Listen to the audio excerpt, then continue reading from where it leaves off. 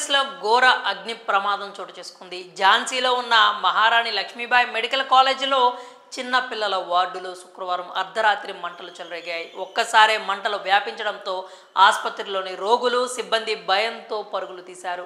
ఆసుపత్రి ఎన్ఐసియు విభాగంలో ఉన్న ఆక్సిజన్ కాన్సన్ట్రేటర్లో విద్యుత్ షార్ట్ సర్క్యూట్ కావడంతో మంటలు చెలరేగినట్లు అనుమానం వ్యక్తం చేస్తున్నారు.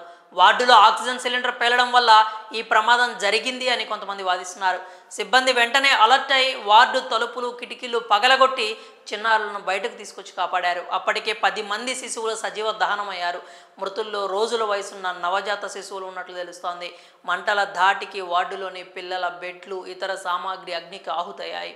ఘటనా సమయంలో ఎన్ఐసియులో మొత్తం 54 మంది చిన్నారులు ఉన్నట్లు హాస్పిటల్ సూపరింటెండెంట్ సచిన్ మహూర్ తెలిపారు. సమాచారం అందుకున్న వెంటనే అగ్నిమాపక శాఖకు చెందిన ఫైర్ బ్రిగేడ్తో పాటు ఆర్మీ ఫైర్ టీం సంఘటనా స్థలానికి చేరుకొని మంటలు అదుపులోకి తీసుకొచ్చారు. అప్పటికే వార్డులో పొగలు కమ్మేయడంతో సహాయక చర్యలకు ఆటంకం కలిగింది. డిఎం ఎస్పీ సహా అధికారులు సంఘటనా స్థలాన్ని పర్యవేక్షించారు. మరోవైపు డిప్యూటీ సీఎం బజ్రష్ పాఠక్ ఆరోగ్య మంత్రి అర్ధరాత్రి ఝాన్సీకి చేరుకొని ఘటనా స్థలాన్ని పరిశీలించారు.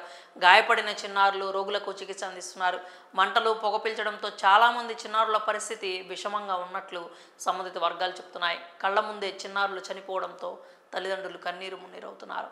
ఘటనపై యూపీ సీఎం యోగి ఆదిత్యనాథ్ తీవ్ర దిగ్భ్రాంతి వ్యక్తం చేశారు. గాయపడ్డ వారికి మెరుగైన చికిత్స అందించాలి అని జిల్లా యంత్రాంగాన్ని ఆదేశించారు. మృతుల కుటుంబాలకు 5 లక్షలు, క్షతగాత్రులకు 50,000 చొప్పున పరిహారం ప్రకటించారు.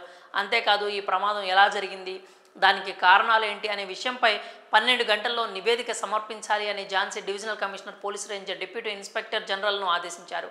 ఈ ఘటనపై ప్రధాని నరేంద్ర మోదీ స్పందిస్తూ ఈ వార్త విన్న తర్వాత హృదయం బరువెక్కిపోయిందని ఆవేదన వ్యక్తం చేశారు.